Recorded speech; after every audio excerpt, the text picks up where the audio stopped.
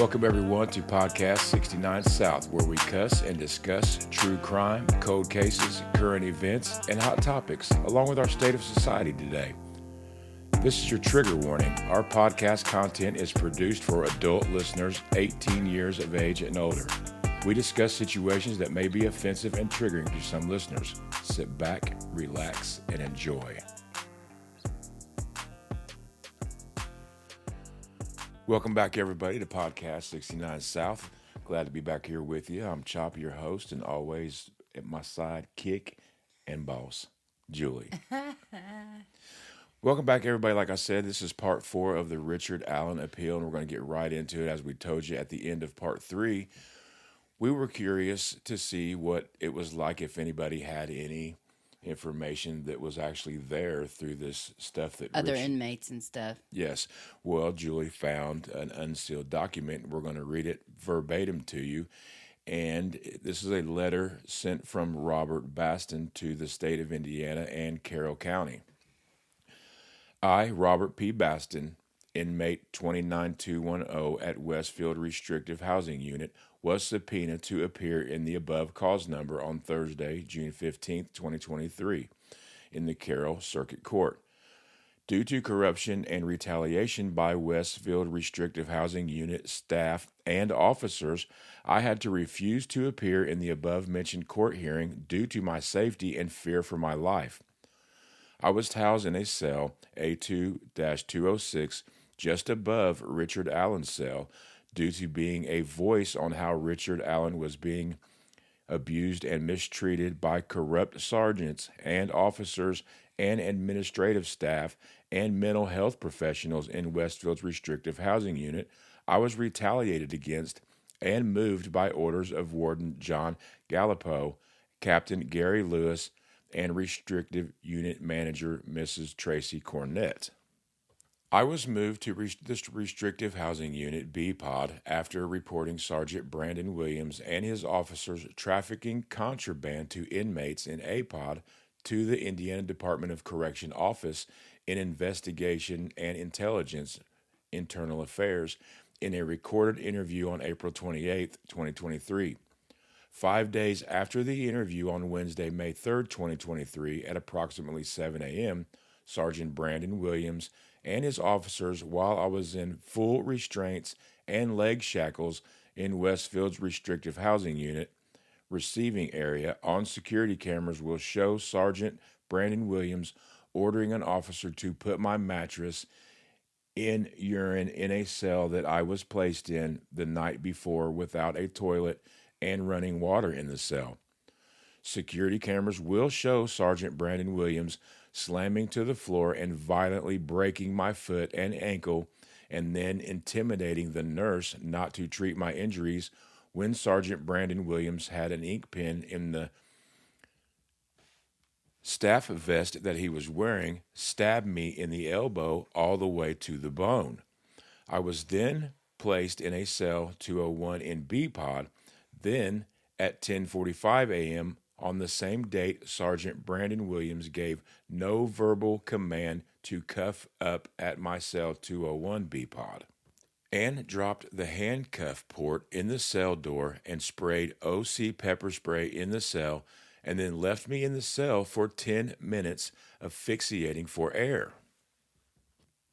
I was then handcuffed and removed from the cell out of view of security cameras and taken out in the hallway where an officer, Quentin Davis, was waiting, and told Sergeant Brandon Williams and officers to hold me up while Officer Quentin Davis violently punched me in the ribs and stomach, while an officer, Mr. Motts, kneed me in the face, while Warden John Gallipo and Mental Health Director Monica Wallen and Miss Bourne were watching the beatdown from outside Captain Gary Lewis's office.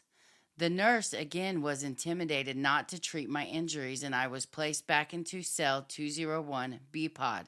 I was placed on strip cell, and my personal property was taken. When I received my property back, my legal documents were either destroyed or lost or taken due to incriminating recorded dates and times. Some of those recorded dates and times concern how Richard M. Allen was being abused and mistreated by staff and officers. My personal property was left out in the hallway unsecured, and Westville Restrictive Housing Unit general population workers and suicide companions were stealing my property.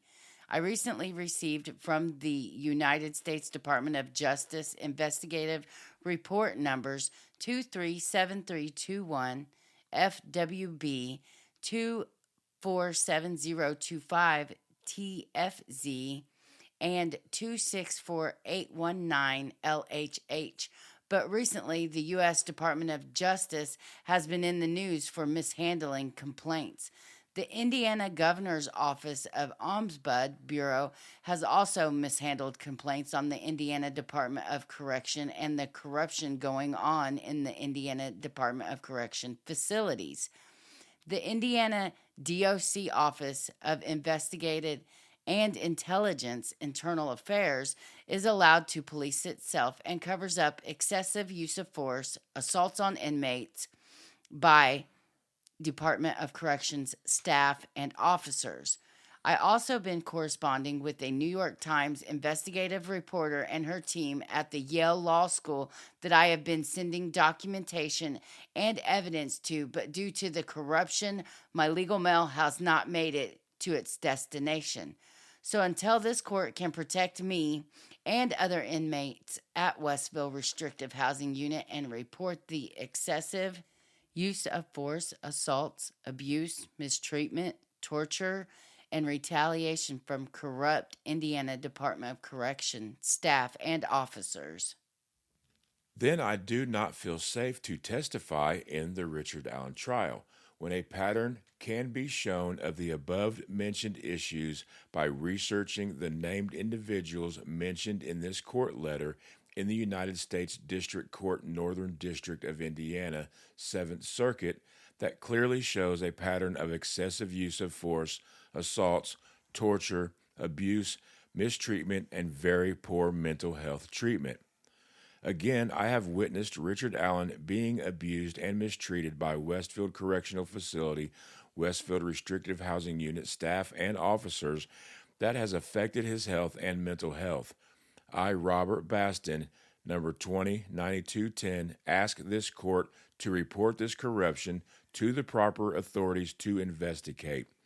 Respectfully submitted and sincerely, Robert Baston, June 25th, 2023. Wow. That's some crazy shit. And we're not saying any of this is true. We're just literally... Alleged. It's all alleged. And this is a letter straight from one of the inmates that was right there saying what was going on. So with that in mind... I mean, it kind of all falls into... I mean, what we were thinking and what the appeal letters are saying. It's kind of right on track, don't you think? I'm getting there. I mean, it's alleged, but I mean... But I can see it happening. I can see this dude... I mean, I wonder how he got this letter out. He was saying that a lot of his shit wasn't getting out, like the guard... Like they were reading his... Are they allowed to read outgoing mail? Or because I know they read the incoming mail. You know, there is a thing about that, and I'm not sure, but I guess the guards can do whatever the hell they want to do if they're in there and they see a letter going to the New York Times. Who's to say they don't just toss it in the trash? Right.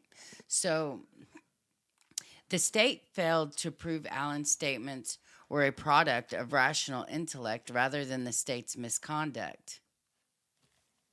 The Indiana Constitution also protects against the admission of involuntary statements. Indiana's test is like the due process standard, requiring a confession be freely self-determined by a rational intellect and free will. However, it is more robust because it requires the state to prove voluntariness beyond a reasonable doubt. Also, it does not require state action be coercive to overcome a mentally ill person's will. State versus Banks in 2013 stated mentally ill defendant's statements involuntary due to his altered state and confusion, although officers neither coerced him nor knew of his illness. But mental illness alone will not render a statement involuntary. There must be some state negligence that contributed to overcoming the defendant's rational intellect, like police giving confusing or inadequate warnings. Here, DOC's refusal to apply their 30-day policy to Allen and to transfer him after he deteriorated is, at minimum, negligent. The state conduct that caused Allen's psychosis and confessions, and the prosecutor's delay and the court's refusal to set a timely hearing made the deterioration worse. This is conduct that our Constitution cannot tolerate, regardless of whether it constitutes coercion under federal due process. Also, the evidence does not show the statements were a product of rational intellect beyond a reasonable doubt. Allen was considered gravely disabled through June 16th when he received his last emergency injection due to self-harm. Though Walla sometimes described Allen as more coherent or his symptoms not significant, the state cannot have it both ways. Allen decompensated to the point of forced medication but remained rational beyond a reasonable doubt. Even if Allen could occasionally hold a conversation, it does not render his confession voluntary. They're also saying that even if the court finds Allen's statements voluntary, they are a product of unconstitutional detention. Allen's prolonged solitary confinement violated Article 1, Section 12 and 15. Indiana courts are constitutionally bound by the basic concept of fairness that are frequently identified with due process in the federal Constitution. Article 1, Section 12 guarantees, quote, for every person, for every injury done to him in his person, remedy due course of law. Here Allen was sent to solitary for, quote, safekeeping without even hearing or notice. Even when his attorneys informed the court of his dire condition, the court refused to set a hearing in violation. Although the court eventually held a hearing on June 15, 2023, by that time the damage was done. Fairness protections in criminal cases are found in different Indiana constitutional provisions. Just as pretrial punishment violates federal due process, it violates the Indiana Constitution. Indiana is one of just 6 states protecting citizens from unnecessary rigor. The framers wrote, no person arrested or confined in jail shall be treated with unnecessary rigor. Typically, this provision requires a prisoner suffer severe mistreatment. Recognizing this provision applies to solitary confinement, and the Indiana Supreme Court stated, the very essence of punishment and the sole use of the prison walls is the confinement of the convict within them. Humanity indeed forbids as unnecessary rigor that his confinement should be absolutely solitary, or that all his natural and civil rights should be temporarily annihilated. When he's not even found guilty yet. Yeah, he's supposed to be innocent until proven guilty, but I mean, he's being severely treated for. And that talked about like pretrial release and stuff like that. And I know that Indiana does pretrial release. I wonder That's if that punishment before. It kind of is. I wonder if that constitutes like the violation of the due process, like the federal due process. Maybe not the. Well, it says Indiana is one of 6 states that has that in their state constitution. The pretrial. Right. Wow. Here, Allen's treatment rose to the level of unnecessary rigor. Rigor is the act or instance of strictness, severity, or cruelty. When Allen started suffering from confusion, memory lapses, paranoia, and bizarre behaviors, there was no longer a risk he could not handle the harsh conditions of maximum security, solitary confinement. It was a reality. The strictness, severity, and cruelty of his confinement is evident on video where he is screaming in fear, confused about where he is, and unable to respond and drooling and self-harming. The rigor was physical too.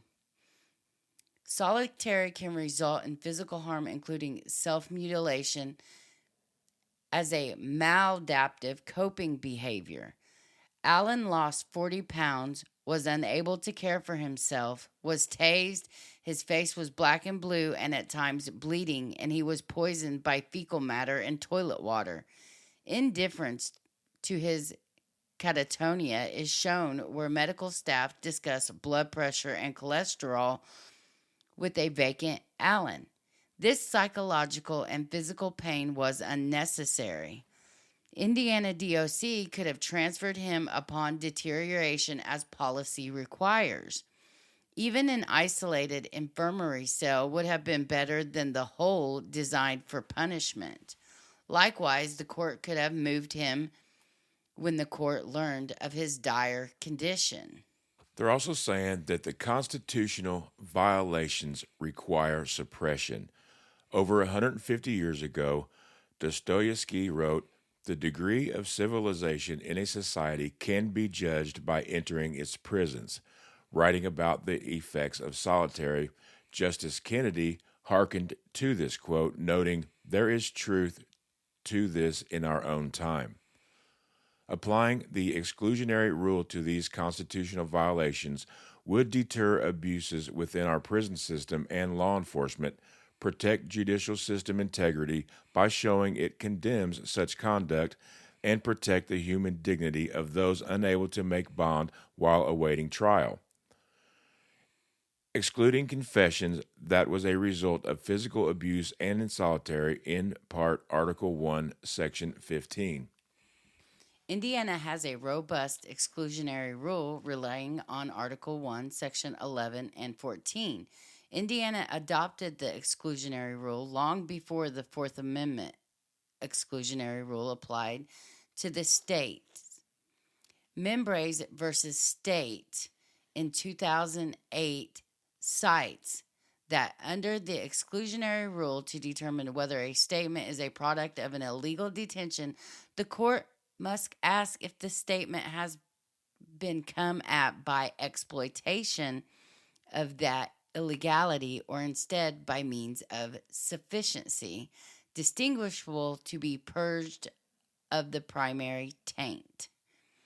The court considers the time elapsed between the illegality and the acquisition of the evidence, the presence of intervening circumstances, and the purpose and flagrancy of the official misconduct. That was a mouthful. It's some serious quoting shit of the Supreme Court stuff here, and I mean, it looks to me. The state Supreme Court and the United States Supreme Court. This is laid out really good. It really is. I'd like to see the dude get a fair trial. I really would. Yeah, I mean, absolutely. Every defendant should get a fair trial and get due process because I know, like, on the child predators and things like that, we just want to lock them up and throw away the key. But in order to do that properly for people who have harmed children and other people and other victims, you have to go through this due process so that you don't get a case turned over or anything like that. Because just one mistake can have it all turned around. Let's say a person's guilty and they get off on a technical error because things weren't done right. That would put the community at more risks than anything. There's a lot of people, I mean, that's been innocent and convicted and then proven innocent by DNA and stuff like that. I just feel like at the very least, the jury should have been able to see every aspect of everything. And I don't think that they should have kept the dude in solitary confinement for 13 months and doping him up. And it did drive him crazy, I have to say. It sure did. First, Allen's statements occurred during the illegality of his detention at Westfield Correctional Unit. Second, there were no intervening circumstances. Again, there is a well-known connection between solitary confinement and psychosis/delirium. Third, the constitutional violation was flagrant because IDOC violated its own policies for keeping Allen safe, and the court and prosecutor refused to help when Allen's attorneys warned of his deterioration. Even if this court finds Allen's statements were voluntary because he was not interrogated by law enforcement, he was still gravely disabled when he confessed. As such, his free will did not purge the taint of his illegal detention. The trial court erred by denying this motion to suppress. And that error was not harmless. Before a federal or state constitutional error can be held harmless, the court must find it was harmless beyond a reasonable doubt. No piece of evidence may have greater sway over a jury than a defendant's confession. The erroneous admission of statements to Dr. Walla alone was prejudicial because they were a large part of the state's case. The prosecutor particularly concentrated on Allen's May 3rd statement, arguing that Allen knew a fact only the killer would know. The confession also countered Allen's confident and unwavering pre-solitary protest of innocence. The court denied Allen his right to present a complete defense, to explain the scene, and impeach the investigation. The 14th Amendment guarantees a defendant the right to a fair trial. The amendment's due process clause places significant substantive limits on state power, prohibiting its arbitrary excursion and guaranteeing criminal defendants a fair opportunity to defend against state accusations.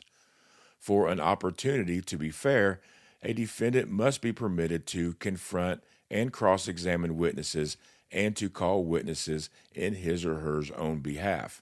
These overarching principles operate in tandem with the Sixth Amendment, which similarly guarantees criminal defendants a meaningful opportunity to present a complete defense. Although trial courts have broad discretion in conducting trials, this discretion has constitutional limits. That is, courts may not, quote, infringe upon a weighty interest of the accused through decisions that are arbitrary or disproportionate to the purpose that they are designed to serve. As explained more fully below, the trial court made several reversible errors under the rules of evidence and Indiana trial rules. In many instances, these decisions violated the Constitution as well. Now, the standard of review is, while this court assesses claims relating to admitting or excluding evidence for abuse of discretion, to the extent those claims implicate constitutional issues, this court reviews them de novo. Errors in the admission of evidence will be disregarded as harmless if its probable impact on the jury in light of all of the evidence in the case is sufficiently minor so as not to affect the substantial rights of the parties. But when the error is constitutional, the standard is higher. Generally, before a federal constitutional error can be held harmless, the court must be able to declare a belief that it was harmless beyond a reasonable doubt. And the court committed reversible error by excluding Blair's sketch of the bridge guy. At trial, the court prohibited Allen from using Blair's sketch of bridge guy. This decision violated our rules of evidence and denied Allen his constitutional right to present a defense of mistaken identity. Evidence is relevant when it has any tendency to make the existence of any fact that is of consequence to the determination of the action more probable or less probable than it would be without the evidence. A court may exclude relevant evidence if its probative value is substantially outweighed by a danger of unfair prejudice, confusing the issues, misleading the jury, undue delay, or needlessly presenting cumulative evidence. Blair's sketch proves she did not see Allen on the bridge. Blair did not identify Allen in court as bridge guy. But according to the prosecutor, Blair must have seen Allen on the bridge because Allen told us he went onto the Monon High Bridge out to the first platform, which is, quote, exactly where Blair saw Bridge Guy. Blair's sketch shows Allen looked nothing like the person Blair saw. Just 3 days after the murders, Blair met with a sketch artist and described the man she saw on the bridge as white, 20, medium build, having brown curly hair, and an artist created a sketch based on Blair's description. Keep in mind, folks, that the sketch that she provided to the artist looks like a young man. Allen was short, 44 years old, with closely cropped hair. Blair's sketch also shows that she and Carbaugh saw different people. The state's timeline for the murders is dependent upon Carbaugh and Blair's seeing the same person. And the prosecutor told the jury that every eyewitness is adamant the person they saw is Bridge Guy. There's no doubt in their minds. But Blair's sketch disproves this claim. Carbaugh, like Blair, made a sketch. When Blair saw it, she described it as quote-unquote wrong and not who she saw. Blair's sketch impeaches the investigation and shows law enforcement's bias against Allen. For 2 years, law enforcement circulated Carbaugh's sketch without it yielding a single arrest. So in April 2019, Indiana State Police released Blair's sketch, declared it represented the face of Bridge Guy, and announced that Blair and Carbaugh did not see the same person. After Allen's arrest, the story changed, and the jury was told Carbaugh and Blair saw the same person. Blair's sketch was reliable and probative of Bridge Guy's identity. Blair contacted law enforcement the day the girls went missing, and it was, quote, very clear to her she saw Bridge Guy. 2 days later, she developed her sketch with an artist and a book of facial features. She rated her sketch a 10 out of 10 for accuracy. That's important. In 2019, she met with law enforcement repeatedly, and she reaffirmed her confidence in her sketch. She insisted that she could identify Bridge Guy if she saw him. 10 out of 10 is a pretty good, you rate anything a 10 out of 10. That's like on point. That's perfect. And that was the sketch of the young dude that looked nothing like Richard Allen. And she was with this sketch artist within days of seeing who she saw on the Monon High Bridge. Yeah. It makes you wonder who it is because we've never seen anybody that looks like that. And I think a lot of the things is they seen that Bridge Guy on Libby's video and they're just certain it has to be that person. Well, he's saying, go down the hill. I mean, what if, I don't know. I think the person she saw is Bridge Guy and is the dude that, I think the pressure was on, I know there was some election years going on, and the pressure was on everybody to solve this case. It was a national case. I don't know. In my mind, I think that... I don't think the evidence gets you all the way to murder with Richard Allen. I think the evidence gets you with Allen that he was on the high bridge. Nobody saw his car. It wasn't his ejected shell. I don't see that in my eyes. And I surely wouldn't see if he was the one that did it. He would have went and told police he was there. That'd be the last thing you do. Nobody knew he was there. I mean, why would you go say, "Hey, I'm if you need me to tell you anything I saw," you know what I mean? Literally, listeners, I know we go through Facebook and everybody's split. He confessed he's guilty, but please dig into this case and look at it like we're looking at it. Because literally, if Richard Allen had not contacted law enforcement, they would have never even knew his name, literally. So the sketch is not hearsay. A statement is not hearsay if the declarant testifies and is subject to cross-examination about a prior statement and the statement is an identification of a person shortly after perceiving the person. The rule applies regardless of whether the identifying witness makes a positive in-court identification or not. Here, Blair identified Bridge Guy to law enforcement immediately and developed her sketch 3 days later. Blair's sketch is also admissible as an adoptive admission. A statement is not hearsay when it is offered against an opposing party and is one the party manifested that it adopted or believed it to be true. That occurred here. In April of 2019, the ISP released Blair's sketch to the public and declared, "This is the face of Bridge Guy." And they was adamant as hell about it, I remember. Blair's sketch is admissible under Indiana's common law, too. Decades before Indiana adopted the rules of evidence, sketches were admissible if the eyewitness took the stand at trial. Even if the sketch was inadmissible hearsay, Allen was still entitled to use it. State law does not have the last word on hearsay, and the rule must yield to the constitutional right to present a defense. Hearsay is admissible when other law requires it. When identity is crucial to the case, a defendant is entitled to defend on a claim of mistaken identity, and this right cannot be abridged through the application of arbitrary or disproportionate rules or mechanisms, application of otherwise rational rules. Excluding the sketch violated the Constitution. Here, the state concedes that Bridge Guy's identity was crucial to the case. If we can determine who Bridge Guy is, we can determine who killed Abby and Libby.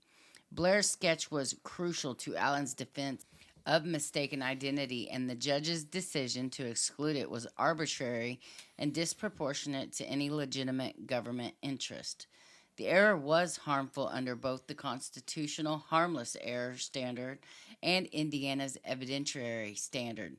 There is no dispute the state's timeline depended upon 1.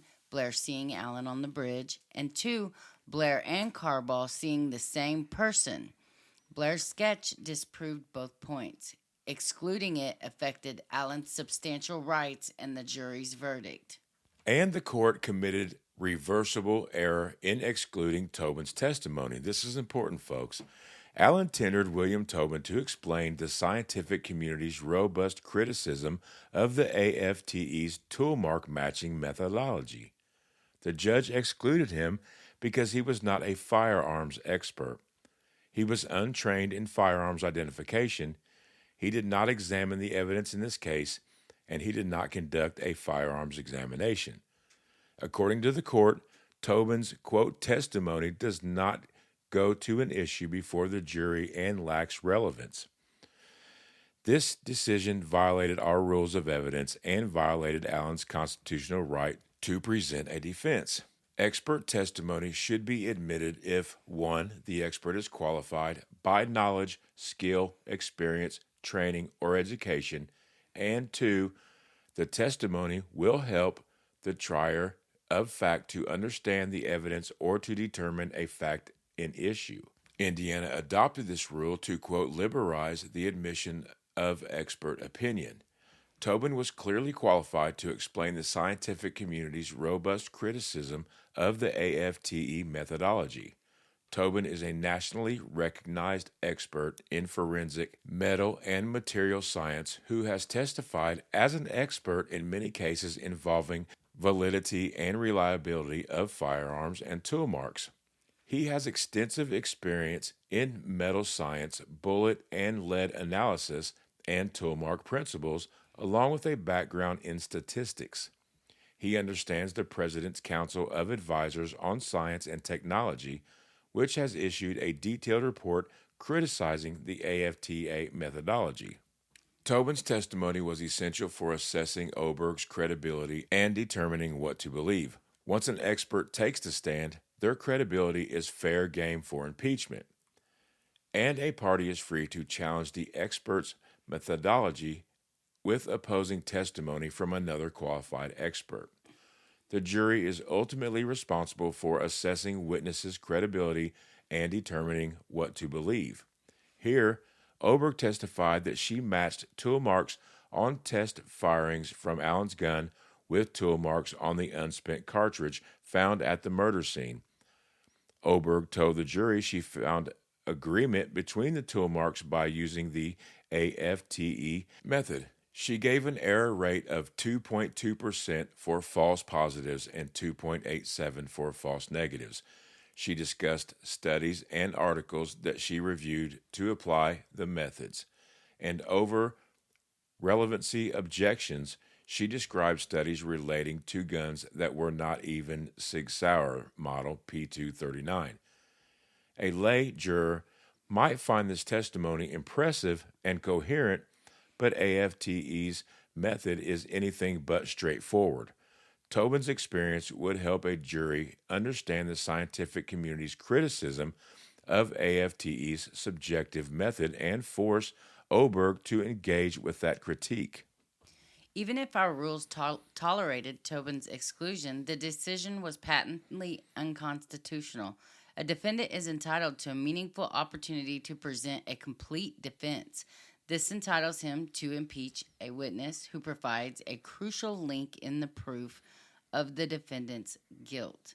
Although trial courts possess broad discretion to limit impeachment, the discretion cannot be used to arbitrarily exclude competent, reliable evidence bearing on witness credibility when such evidence is central to the defendant's claim of innocence. Boy, I would like to see Karen Reed's lawyers take this shit over, because they would have had a freaking fit, them not letting the experts in that would have refuted this bullshit about the science of the tool marks, because I don't believe that either. I mean, this was a big national case, but Karen Reed case was like profound in the amount of support. And Alan Jackson would not, or the other little smart dude, David Yannetti and Alex Alessi. The little smart dude with the curly hair. He's not. He's like 6 foot something. He's a badass little boxer dude from college. But they would not have put up with this bullshit. They would have had a fit. You know what I mean? Oh, yeah. They would have had a fit. They excluded too much exculpatory evidence on this case. I'm just saying. So here, Oberg's credibility was central to the case, and the judge arbitrarily excluded Tobin. Tobin is an expert in the AFTE method and its shortcomings. He is experienced with firearms identification, and he examined Oberg's materials. There was no legitimate state interest in excluding Tobin. Allen did not waive his right to appeal the Tobin issue by calling Warren. A party aggrieved by an erroneous evidentiary ruling is entitled to respond to the improper ruling without sacrificing the right to appellate recourse. Once the court excluded Tobin, Allen responded by calling Warren, who endorsed the use of AFTE methodology and engaged Oberg in a battle of experts over how to properly apply the method to the evidence. This decision did not waive Allen's right to appeal Tobin's exclusion. The error was harmful under both the constitutional standard and the evidentiary standard. The state told the jury Oberg's never been wrong and that Allen has no explanation of how his bullet from his gun ended up between the bodies of Abby and Libby, 6 inches from Libby's foot. Had the jury heard Tobin's robust impeachment of Oberg's methodology, the outcome of this case would probably be different. The court committed reversible error in admitting hearsay to rehabilitate the timeline upon which the state built its entire case. The state built its entire case upon the following timeline. Allen encountered the girls at 2:13. He completed the murders alone, left Libby's phone at the murder scene, was spotted by Carball leaving the scene at 3:56 p.m. and never returned. If Allen committed the murders, there should be no human-initiated activity on Libby's phone after 3:56, but there was.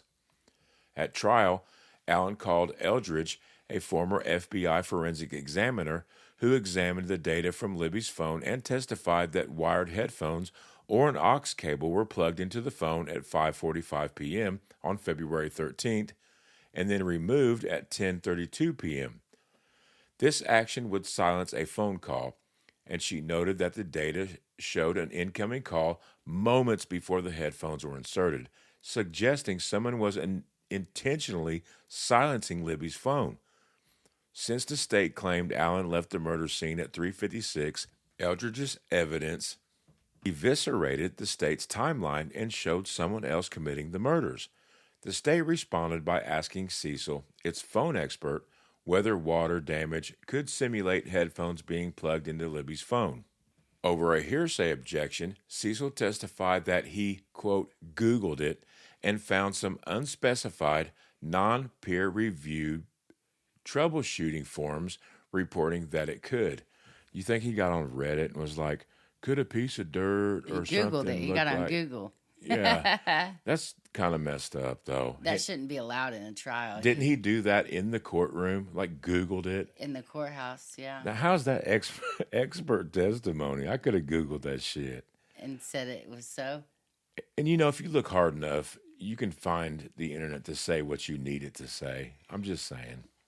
So Cecil's testimony was inadmissible totem pole hearsay. Never heard that shit before. Unless our evidence rules provide otherwise, out-of-court statements are not admissible for their truth. For totem pole hearsay to be admissible, each part of the combined statement must conform with an exception to the rule. Here, the posts on the troubleshooting forum are at least double hearsay.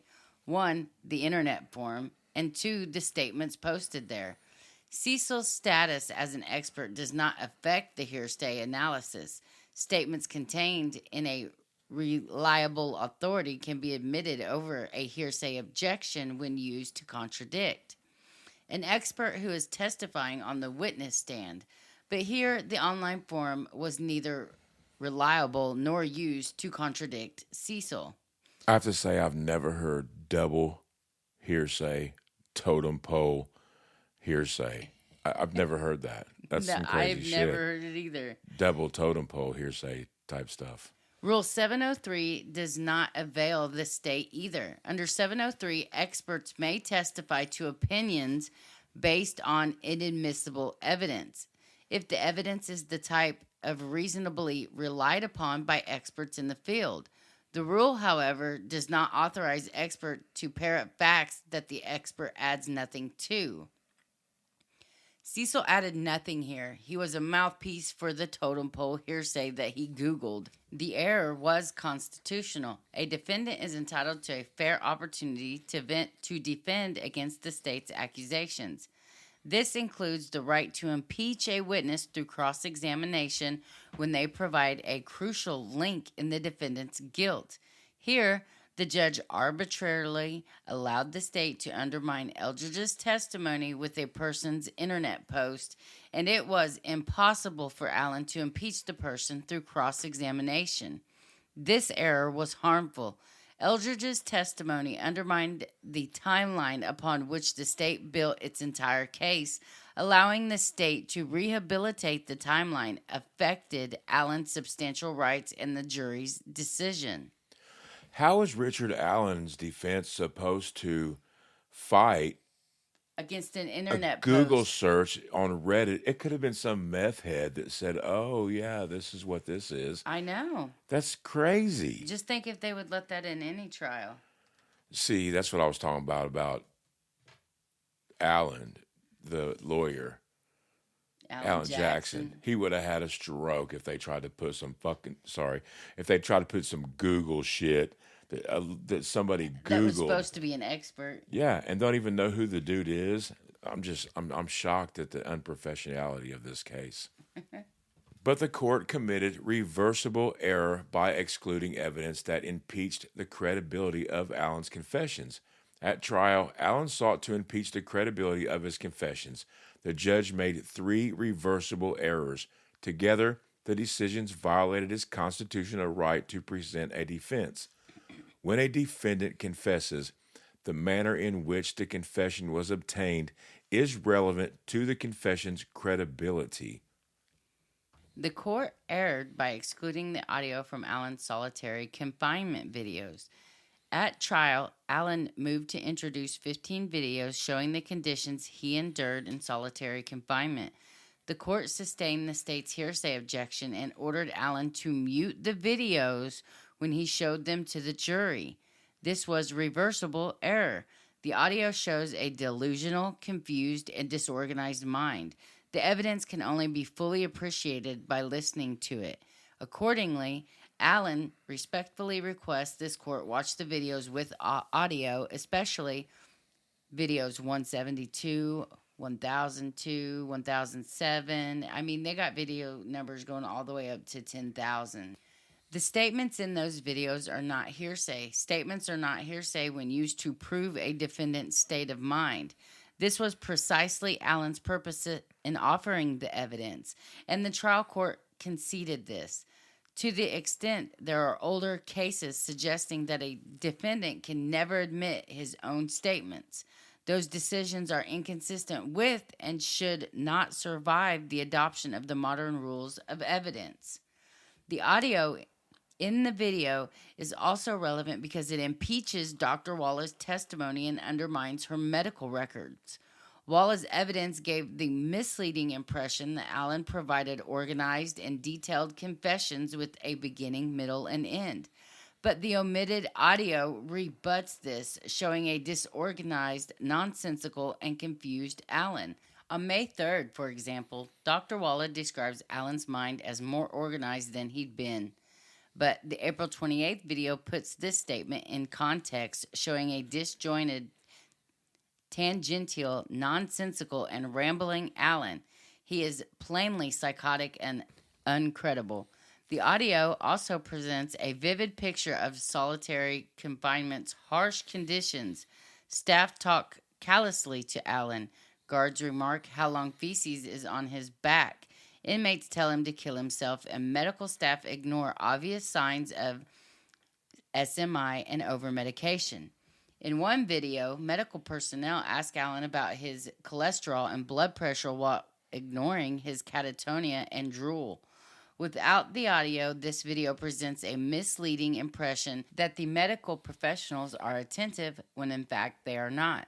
This error was harmful. The audio shows that Allen's statements in solitary confinement are unworthy of belief. Excluding them, therefore, affected his substantial rights and likely influenced the jury's decision. The trial court committed reversible error in prohibiting the jury from hearing 2 phone calls Allen made on April 3rd, 2023. On April 2nd, Allen called his mother and discussed finding religion. In the early morning hours of April 3rd, Allen made 3 intertwined calls.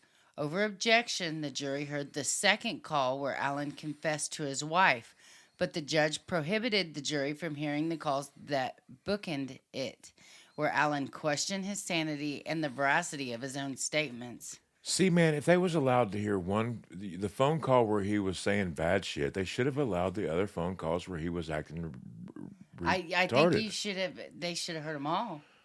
I agree, and don't you think it's kind of weird? Or I get they're not going to be able to hear them all. Right, there's hundreds of hours. Let's say a perfect, unbiased mix of both. I couldn't have said it better myself. And don't you think it's weird, though, that they have videos and they're trying to talk to this dude about his blood pressure, and he's drooling down his face, like nodding off and don't even know where he's at, and then isn't coherent. And then he's like, I did it, but I don't know what I did, but yeah, I did it.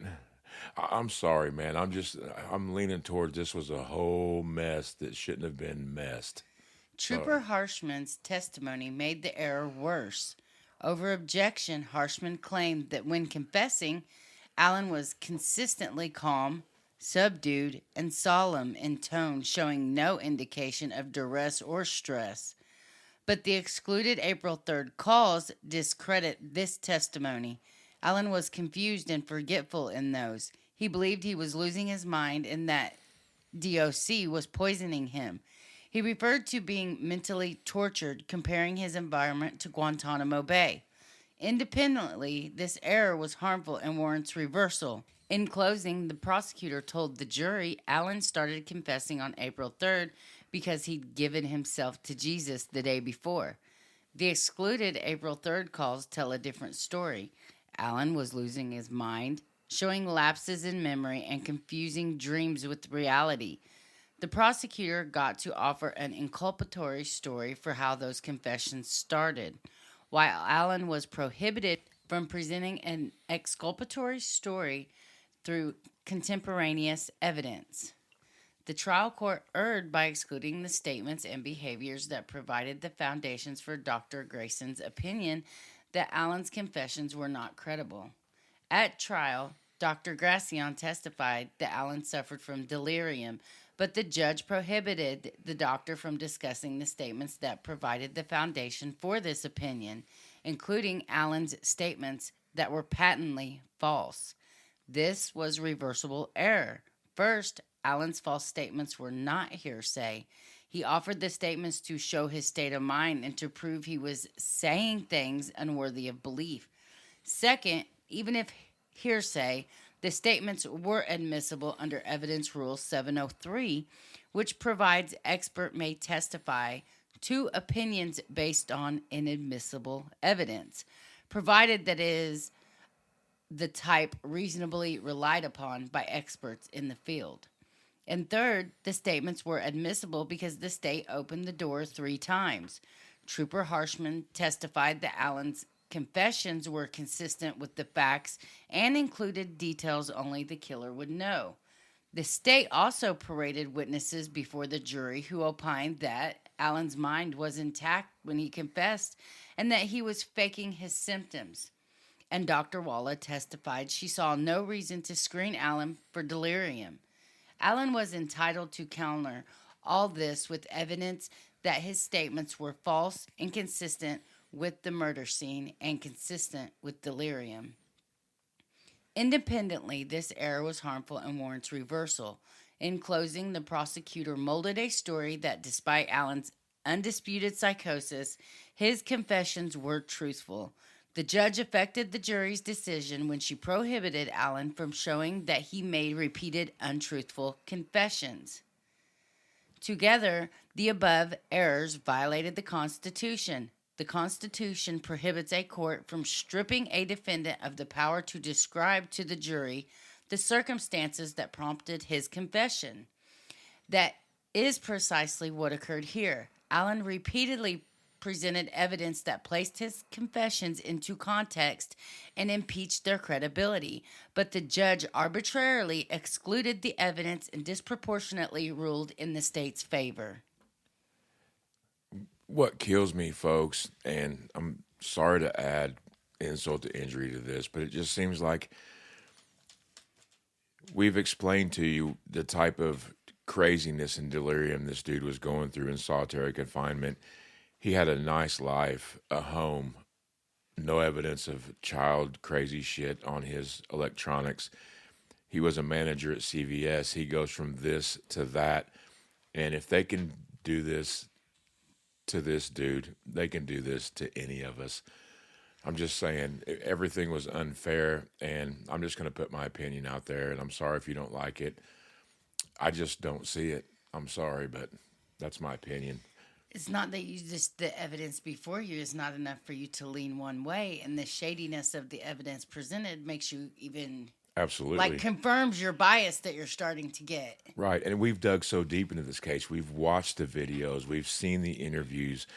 This dude was not a dude drinking out of a toilet like a dog when he went in there, man. I mean, he laughed at him when he said, "Oh, this bullet's from your gun." He was literally like, "Dude, you're crazy, bro. That shit ain't from my gun." I mean, I've known a lot of people. I grew up in, a lot of cities, and I just know people and how they act, man. And I've been wrong. Well, I thought I was wrong once, but I was mistaken. I wasn't. So I'm just saying, it just blows my mind. It really does. I'd like to read some of the people's comments on our Facebook post, really, at the end of this, but let's go on with it. So the trial court committed more reversible error in denying Allen's motion to correct the errors. Allen timely filed a motion to correct errors, arguing the state elicited false testimony and allowed it to go uncorrected. The trial court denied the motion. The 14th Amendment is violated when the prosecution knowingly solicits false testimony or knowingly allows it to go uncorrected. According to Dr. Walla, Allen confessed that he was attempting to rape the girls, but abandoned his efforts and fled with them across the creek when he saw a van. At trial, the state elicited testimony from Brad Weber, who told the jury he left work at the Subaru factory in Lafayette, Indiana around 2:02 p.m. on February 13th, 2017, and drove his white cargo van directly home. The prosecutor told the jury that the timeline for Weber's testimony, Allen's confession, and the step data on Libby's phone matched perfectly and proved Allen guilty. Here's a direct quote from evidence from the prosecution team. If you take a look at the health app data, there's a pause in the movement for 7 minutes. He has 7 minutes with them, but before he can finish his deed or his deeds, he sees a van. Brad Weber's coming home from work down his private road to his home, and he scares Richard Allen. Then Richard Allen forces the girls across the creek to a spot in the woods, a secluded spot, and he kills them and cuts their neck. Weber's testimony is false, and the state knew it. Specifically, security camera footage from Weber's neighbor showed him arriving home around 2:44, and an FBI report showed Weber's cell phone arriving home around 2:50, which would coincide with the other witnesses' testimony. The error was constitutional and requires reversal. An error requires reversal if it could have contributed to the verdict. Here, the false evidence, if corrected, would show that Weber's arrival home was inconsistent with that state's murder's timeline. He arrived home 25 minutes after the pause in movement on Libby's phone and nearly 15 minutes after Libby's phone was on the other side of the creek, hundreds of yards away from Weber's home. Thus, Allen's statements to Walla are inconsistent with the truth and suggest he was delirious. The error requires reversible. The trial court committed reversible error when it excluded Allen's evidence explaining this murder as a ritual killing. The trial court prohibited Allen from explaining the murder scene as a ritual killing. This was reversible error. Evidence which tends to show that someone else committed the crime logically makes it less probable that the defendant committed the crime and thus meets the definition of relevance in Rule 401. Here, Allen tendered Don Perlmutter, a recognized expert in ritualistic killings and atypical homicides, to explain the elements of ritual killings. Ritual killings commonly occur outdoors, in wooded areas, and near bodies of water. They occur on holidays significant to the group and commonly often involve the use of ceremonial knives. There will be symbolism at the scene, and with Norse pagan rituals, the symbolism will likely involve ruins, arranging natural objects in a specific way, and perhaps combining the ruins with blood, i.e., blooding the ruins. You don't get a bullet wounds with ritual murders. Rather, there is usually throat slitting, blood loss, and perhaps torture. You'd expect the sacrifice to be displayed or arranged at the scene in a manner that is significant to the group. And finally, you would expect to see an atypical or symbolic blood pattern at a ritual killing. This murder scene included all of these elements. The murders occurred outdoors in a clearing and near a large creek. The murders coincided with the Nordic holiday Valifsblot, which honors Odin's son. The girls' throats were cut with a knife, and they bled extensively. The expert found the sticks to be obvious symbolism and difficult to explain in any other way. In her opinion, the stick arrangement on Abby mirrored the Norse rune Gibo, and the stick formation on Libby looked like a Nordic bind rune. Perlmutter also explained that the bodies were arranged in a manner consistent with a pagan ritual. An upside-down, hanging body is an important element of Norse paganism because Odin hung from a tree for 9 days before discovering ruins, and Odin's leg is often displayed with one leg bent behind the other. Here, the blood patterns on the girls' faces suggest a person lifted their bodies and articulated their torsos and necks above their chins. Abby's leg was bent behind the other, mirroring the classic image of Odin, and the blood pattern on the tree appeared to look like a Norse pagan Fihu rune. Perlmutter had knowledge, skill, and expertise to offer this testimony. Expert testimony should be admitted if the expert is qualified by knowledge, skill, experience, training, or education. And two, the testimony will help the trier of fact to understand the evidence or to determine a fact in issue. Here, Perlmutter is an expert in ritualistic killings and a recognized federal subject matter expert on atypical homicide and ritualistic crime scene investigation. She is the author of Ritualistic Crime Scene Investigation, a field guide for law enforcement officers investigating ritually motivated crimes. She teaches about ideological and ritualistic killings, and she is familiar with the practice of Norse paganism or Odinism. She was qualified to offer her testimony. All right, so our faithful listeners, we are running out of time on this. The jury didn't get to hear the expert witnesses on paganism, Odinism, and all the holidays and all the rituals, but we have a few pages left on the appeal case, and we also have an expert that has practiced this Odinism and paganism and all this stuff, and the rituals and the holidays, and he's going to be here in the studio to analyze the crime scene, all the stuff that they are talking about on this, and we would love for you guys to hear his opinion, and we're kind of excited to hear it too. Yeah. We'd love for you to help us keep 69 South on the air and help us keep the lights on in the studio. So if you'd like to support us, go to www.patreon.com/69South. To our faithful listeners, I know you've noticed that there is commercials and stuff now, so we're offering commercial-free access for just $5 a month when you go to Patreon and sign up. Until then, have a good day. Good evening. Whatever, man.